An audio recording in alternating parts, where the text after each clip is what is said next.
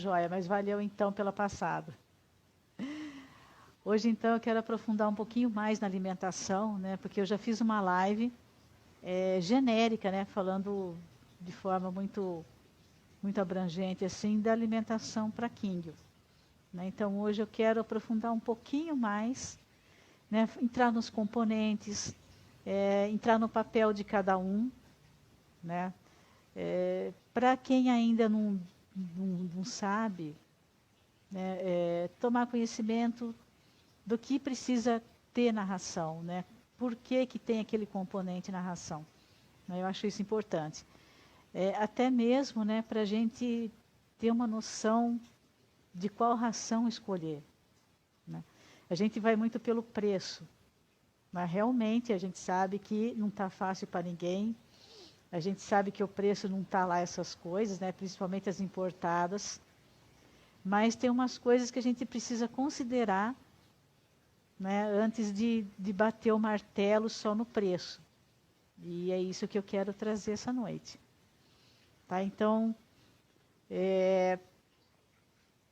como é que funciona, né? O que é uma ração de boa qualidade? Então, a gente percebe aí que as importadas, né, elas são naturalmente mais caras, tirando esse lance do preço Brasil, tá? Tirando o lance da importação. Mas por quê? Toda ração que é mais cara é porque as matérias-primas são processadas mais finamente e a própria qualidade da matéria-prima é maior, né, obviamente. Então, tudo isso, né, é somado, né, vale a pena, porque você vai ter uma composição assim rica naqueles nutrientes que precisam ter. O que acontece com a ração de baixa qualidade? Né, aquela ração de muito baixa qualidade. Normalmente a matéria-prima dela também é de baixa qualidade. Vamos pegar como exemplo aqui a farinha de peixe. Né? Então, de onde vai vir essa farinha de peixe para a ração de baixa qualidade? Normalmente ela pode vir de resto de frigorífico, ela pode vir de peixe doente e morto, ela pode vir de peixe estragado. Né? Ou seja, você vai pagar mais barato, mas você vai dar para o teu peixe um alimento que não vai nutrir. Né? Não vai entregar para ele o que ele precisa repor no organismo para ter um bom desenvolvimento, um bom crescimento. O que acontece? O peixe come aquilo, ele continua desnutrido, mas produz muitas fezes. Na maioria das vezes é isso que acontece. Tá? Então acaba não compensando, porque você vai gastar com TPA, você vai gastar com Perlon, você vai gastar com outras coisas, além da saúde do peixe, que, né, não vai estar mil maravilhas, você vai ter um peixe que adoece com facilidade. Tá? Então, primeiro ponto é esse. Visto isso, né, qual o processo que as rações passam? Então, a gente tem basicamente 2 processos de fabricação de ração. Nós temos o processo aí de extrusão, que é aquele dos pellets, dos sticks, né, dos crisps. Então, a gente tem aí vários formatos de ração feitos por esse processo. Ele é considerado o melhor por quê? Porque ele conserva melhor as propriedades, né, da matéria-prima. E por que isso? Porque a matéria-prima sofre, né, um processo de umidade e calor, né, adição de umidade, calor e pressão. Então, tudo isso altera a forma da matéria-prima, né, a forma dos componentes, de modo que tenha maior digestibilidade e palatabilidade para os peixes. Já o que acontece com o flocos ele é feito de outra forma. Então, para resumir, né, a matéria-prima toda é moída de modo fino e é feito tipo uma pasta, né, com essa mistura. E essa mistura, então, é seca depois em rolos quentes. E daí, então, é só quebrar, né, que a gente tem aí aquele aspecto dos flocos que, né, parece confetes, né? Eu esqueci de pegar aqui para mostrar. Mas acho que todo mundo já viu ração em flocos, né? Então, qual é a vantagem do flocos? A vantagem do flocos é que você consegue deixar a ração de qualquer tamanho, para qualquer tamanho de peixe. Então, é muito bom para quem tem comunitário, né, que possui peixes aí de vários tamanhos, né, e também é bom, é melhor para peixe que come na superfície, ou então até meio da coluna d'água, né.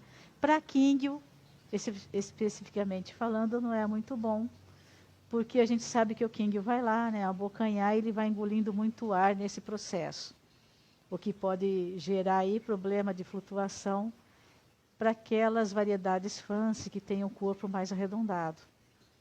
Então, por isso que para quíngio a gente prefere sempre que... vamos ver. Espero que fique só assim, né, oscilando um pouquinho. O peixe consegue, então, sintetizar esse carboidrato através de aminoácido, né? Então, ele não é um componente muito importante assim na ração, mas ele tem a sua importância. Tá? O que acontece com as rações de baixa qualidade com relação a carboidrato? Normalmente, nessas rações, existe carboidrato não digerível. Ou seja, como que você reconhece? Você pega a ração assim, você vê resto de casca, você vê resto de fibra. Então, isso mostra que não foi corretamente processado. Tá? Então, o peixe vai comer aquilo e não vai assimilar. Até mesmo porque, né, os nossos peixes de água fria, né, os quínguios, eles tiveram essa adaptação do intestino longo justamente para promover a digestão do carboidrato de cadeia longa.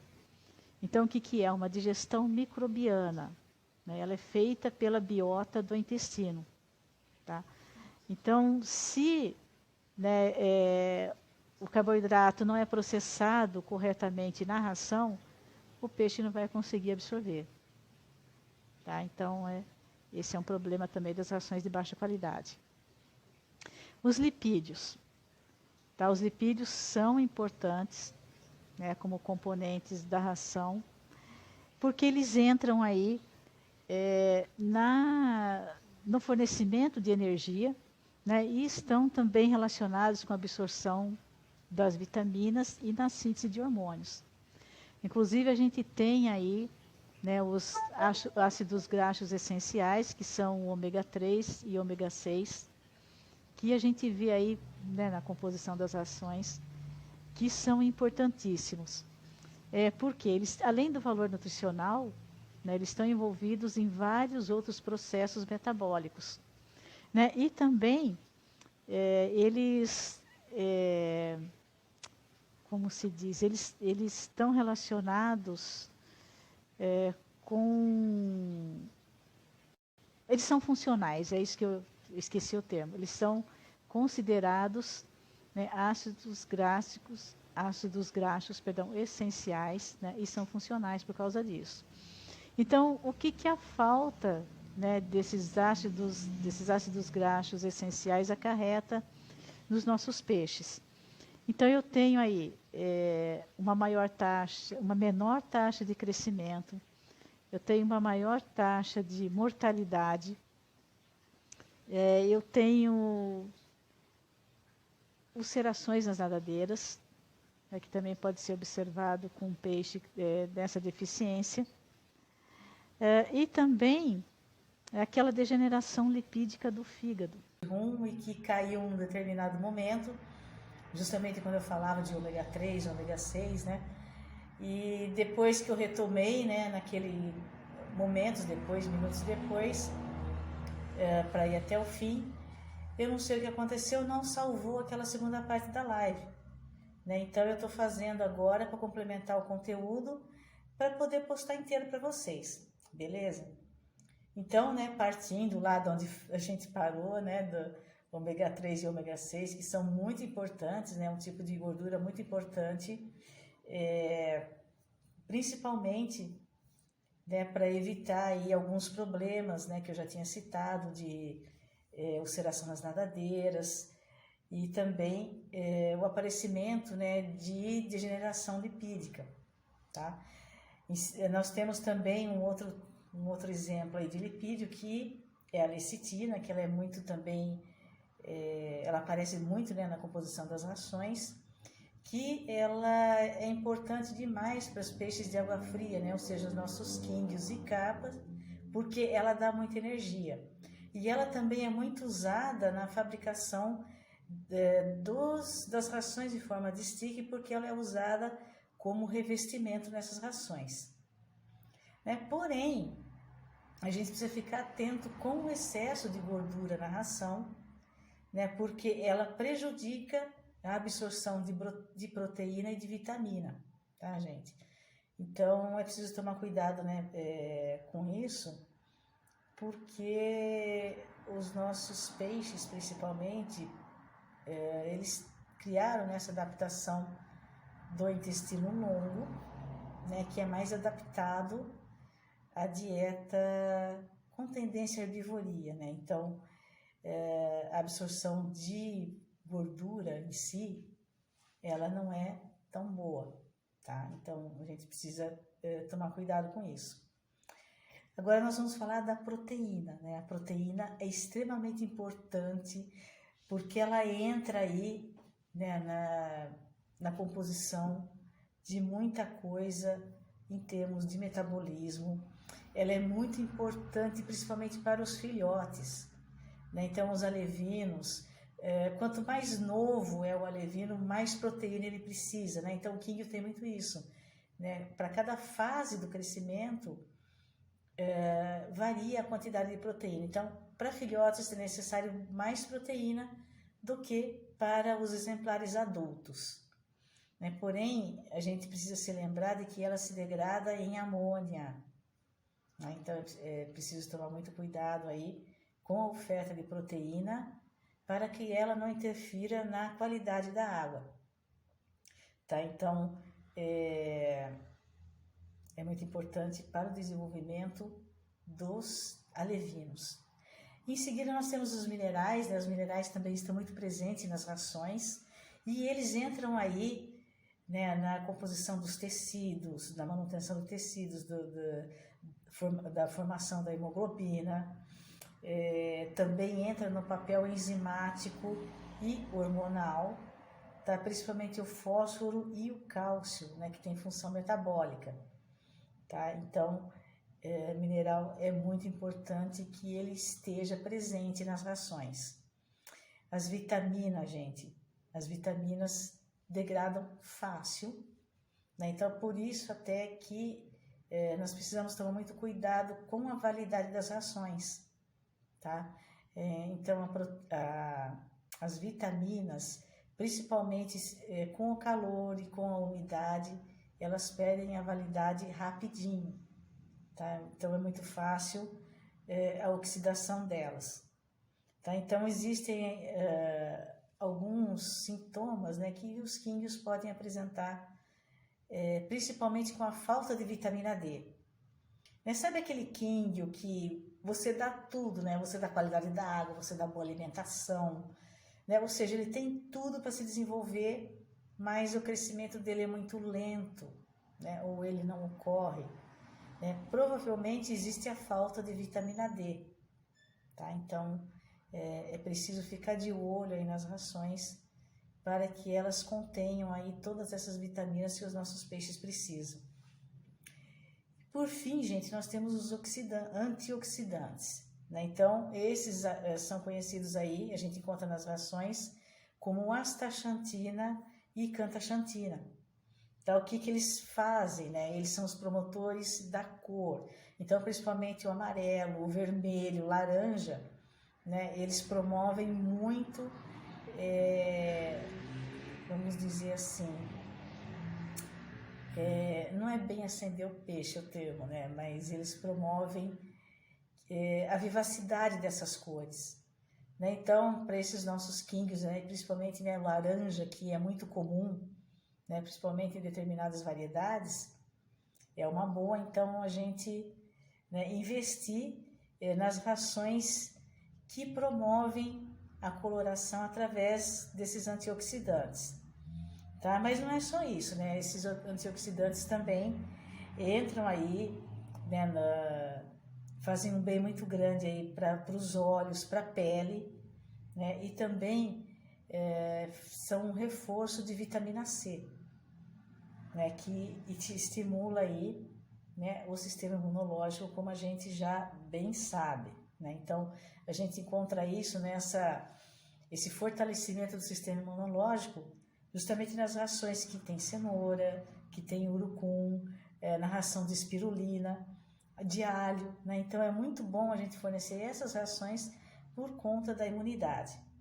E principalmente, gente, agora para encerrar, nós temos aí a ocorrência dos probióticos, né? Então a gente sabe que as rações de boa qualidade, as rações das melhores marcas, todas contêm probiótico. E o que é o probiótico? O probiótico nada mais é do que micro-organismos vivos, né, que fazem parte da ração, que são colocados na ração, justamente para promover aí o incremento, né, do sistema imunológico, né, e também aumentar a absorção de nutrientes no intestino. De que forma que isso é feito? Né? Antes, porém, vale falar que, né, os probióticos mais usados aí compreendem os bacilos, né, e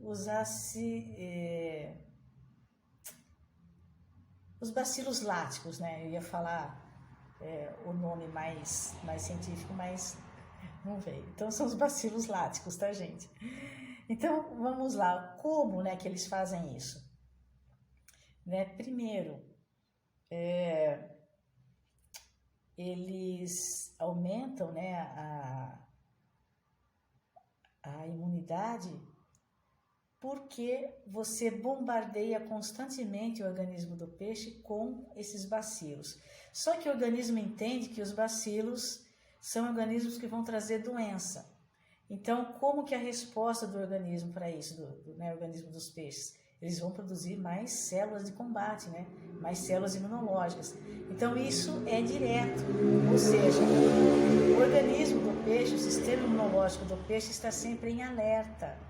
Por isso, o peixe tende a adoecer menos, né? Não é qualquer doencinha aí que vai acometer o peixe, tá? Então, dá aí um up no sistema imunológico. E com relação ao aumento, né, de absorção de nutrientes, é porque existe então uma competição no intestino entre esses bacilos e eventuais bactérias, né, organismos patogênicos. Então, o que acontece? Existe menos espaço no organismo de oferta, né, para esses organismos patogênicos, e isso estimula o aumento da velocidade intestinal. Por causa do aumento da velocidade intestinal, existe então uma maior absorção de nutrientes. Então, compensa muito investir em probiótico, né, em rações que tem probiótico, justamente para dar esse up aí na imunidade e também na absorção de nutrientes dos peixes. Beleza, gente? Então era isso, né, que eu queria complementar para poder colocar para vocês aí o conteúdo completo, né, da live que foi feita, falando aí sobre qualidade das rações, né, o que a gente deve observar, o que tem uma boa ração. Então, vale a pena observar tudo isso, né, que foi comentado, tudo isso que foi aqui explicitado. Beleza, gente? Então, logo nós voltaremos aí com live. Eu tô pós-Covid, né? Então, a minha voz, vocês estão vendo, não tá muito boa ainda. Se eu começar a falar muito, daqui a pouco eu fico sem voz, né? Mas logo nós voltaremos, beleza? Então é isso, gente. Até mais.